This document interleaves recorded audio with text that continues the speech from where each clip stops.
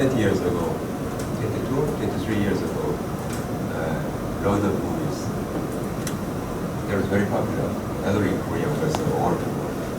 And in that novel, the first part is something about talking about the peace, situation of peace in Middle East. And then there's a Hobbit. Hobbit is the name of the people, Hobbit, small people. And then very peaceful town, village of Hobbit. And then some of them realize that now evil groups are now their power is strengthening, is growing, and then they want to catch the rings. If they get the rings, then they can rule all of the world. Okay? Not only the human being, but also the hobbit and other tribes as well. So the decision was the hobbit people,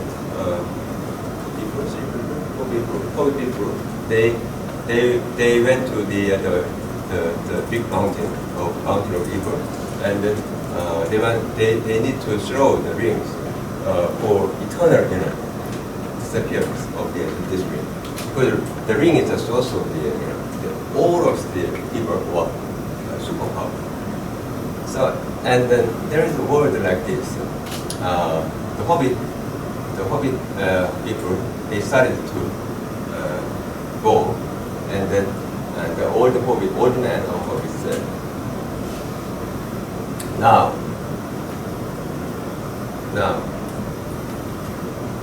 finished, and now new era came.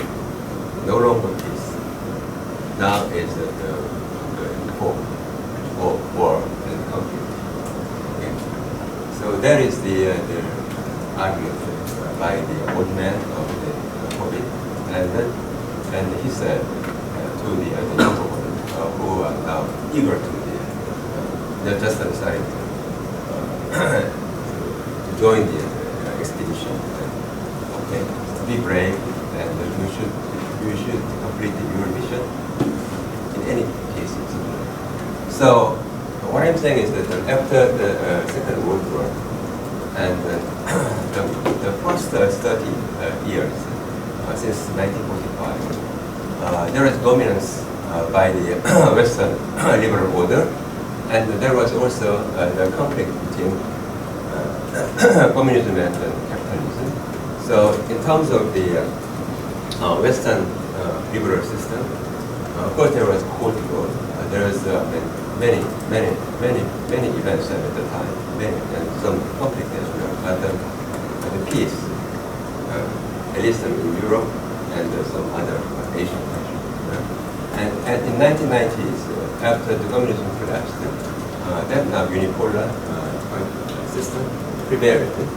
And now, another 30 years, and now we are now starting to walk into the era of another conflict.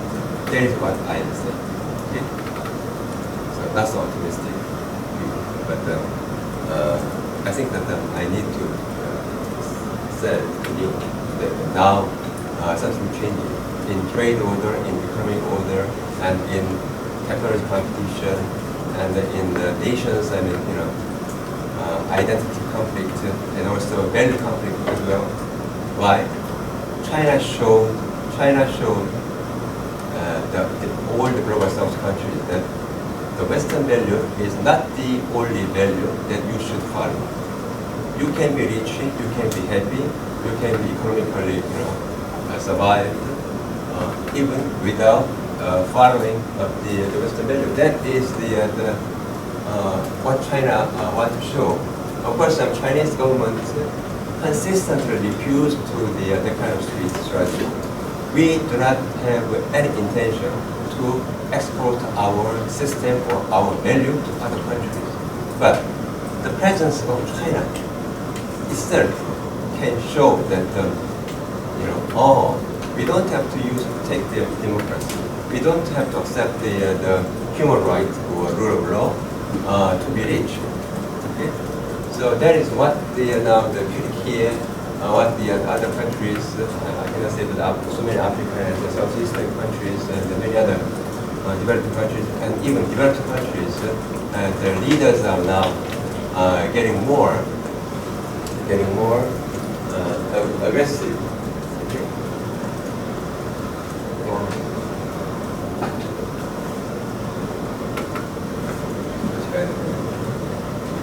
And I want to explain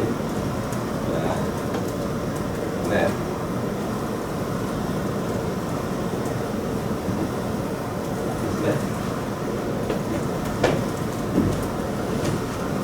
Have you heard about the BRI? Belt and Road Initiative. Belt and Road. When I think of Belt and Road, the Chinese leader Xi Jinping argued about more than 10 years ago, or 2013. And we need to re-establish the old Silk Road. Okay? The old Silk Road means that there is wood by land, and there is the root by sea. Okay?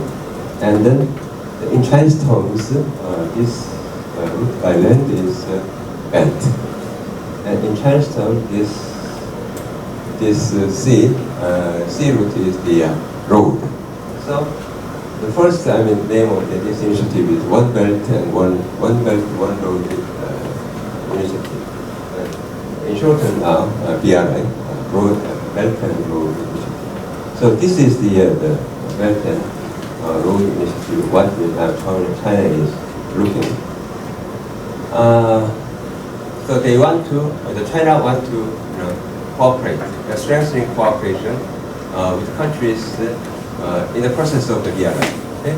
So Italy is also a target country, and some Central European countries, and all the countries, including Eastern Africa, and then all these countries, including Sri Lanka, Bangladesh, Myanmar, and all these Eastern countries, and Turkey and other countries.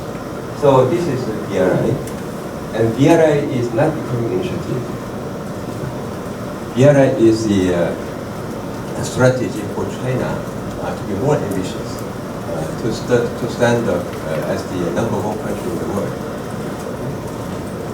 The background for this BRI is that Chinese people now very rapidly developing, and now mostly G2 countries they stood up, but they realize that they think they are isolated. They are surrounded by their enemies, and the major enemy is the United States, they think, and Western countries. Why?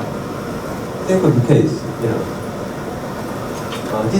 this is China, and China is facing 14 countries, and all these 14 countries, and then very difficult to handle with.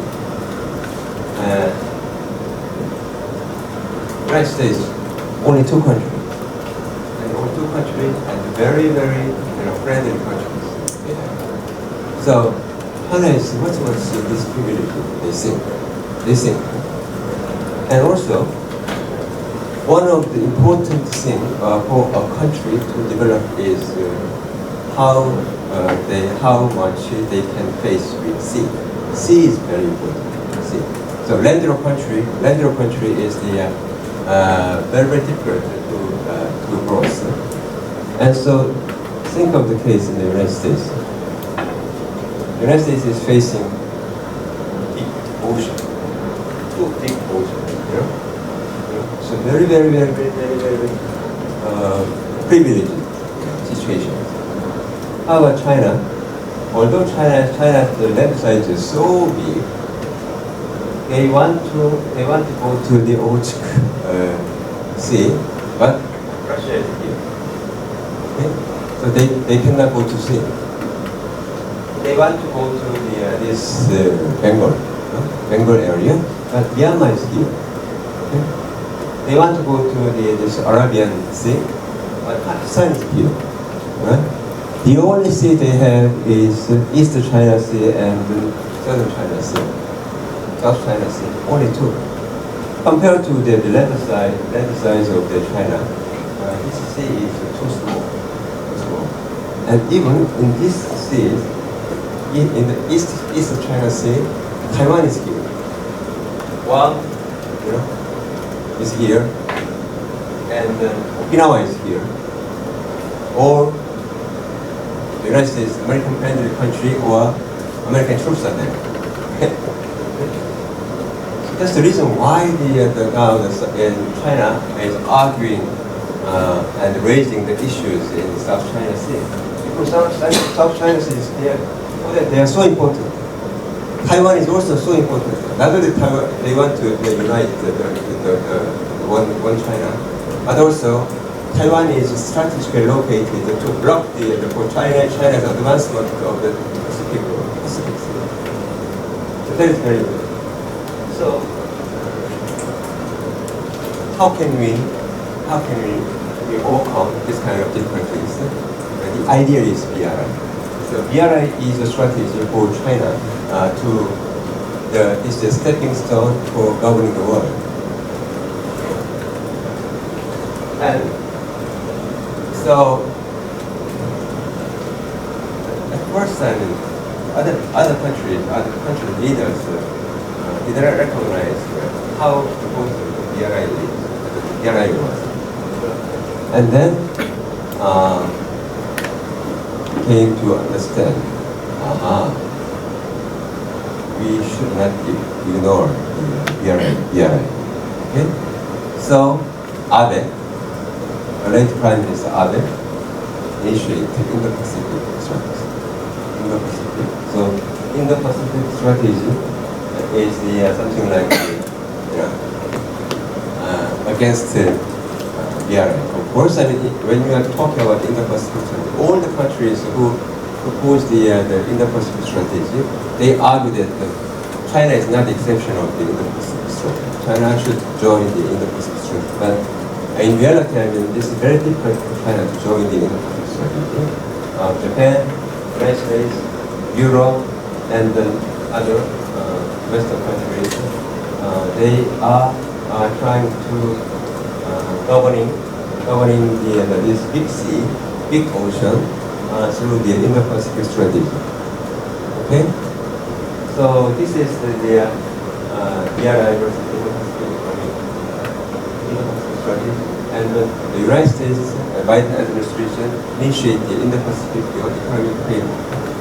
So in the Pacific framework, the United States want to be friendly with this Indo-Pacific.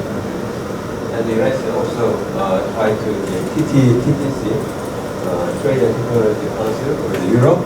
So in both wings, in Indo-Pacific countries and the European countries, the United States want to make the more friends.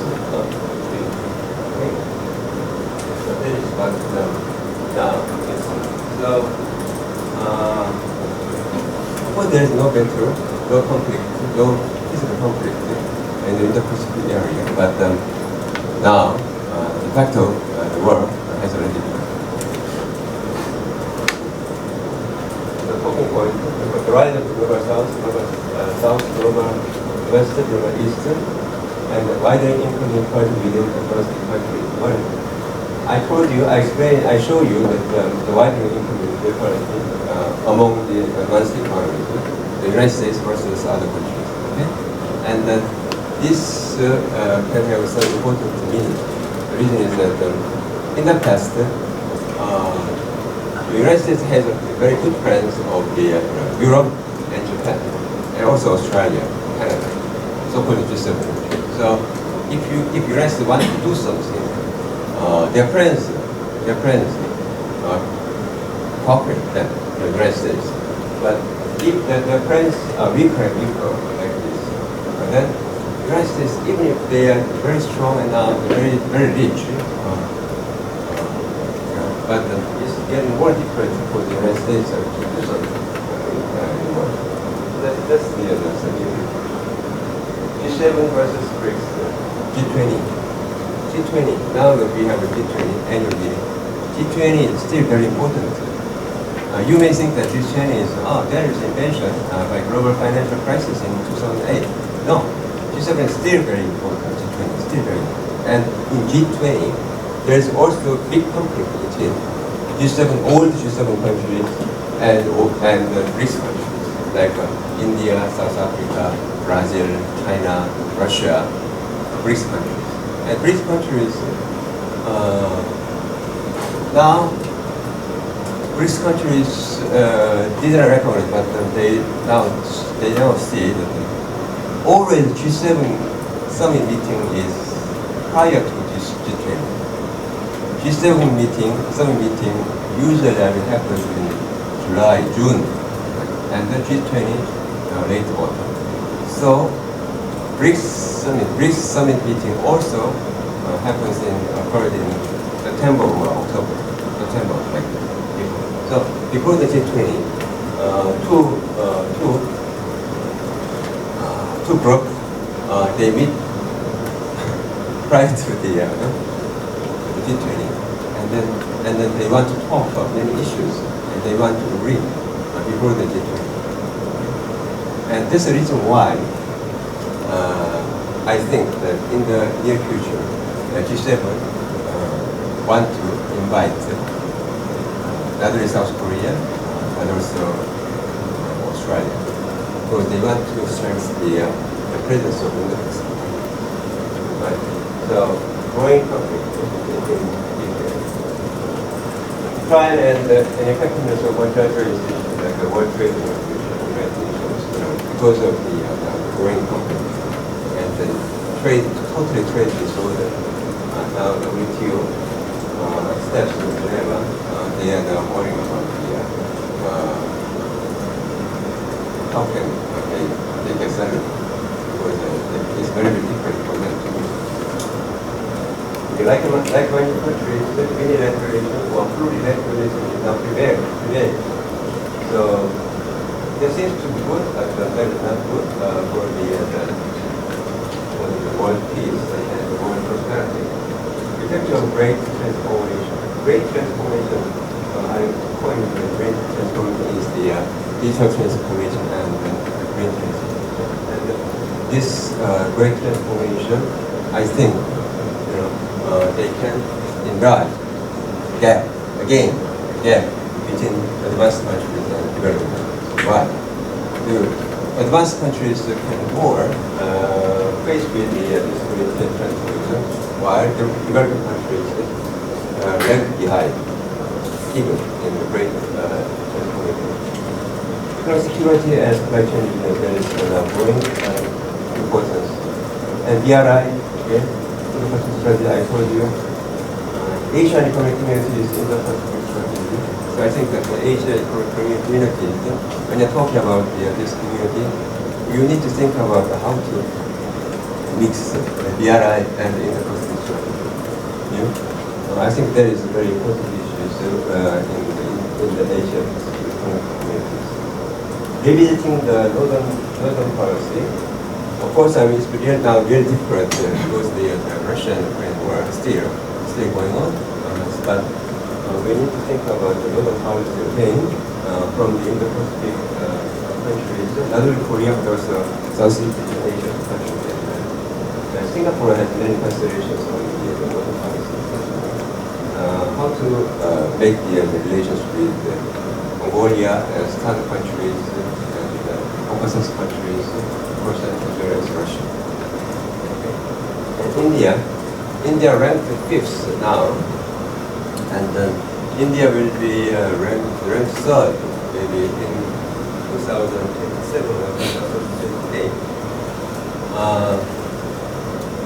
2 or 3 times a year I visit India to participate in many meetings, and I think that India's power is really growing, and now India is de facto the representative of global south. They are, and I think India is eligible to take this responsibility. Very, very important. India. It's my handle to work, and the international trade order, international financial order, just almost collapsing. But the collapse does not necessarily mean the weakening power of the United States. If international order disappears, then the United States can show their teeth. Okay? Because of the, if the playground is out of order, then conflict, is growing, and so this can show that we need to talk about more about how to rebuilding the international trade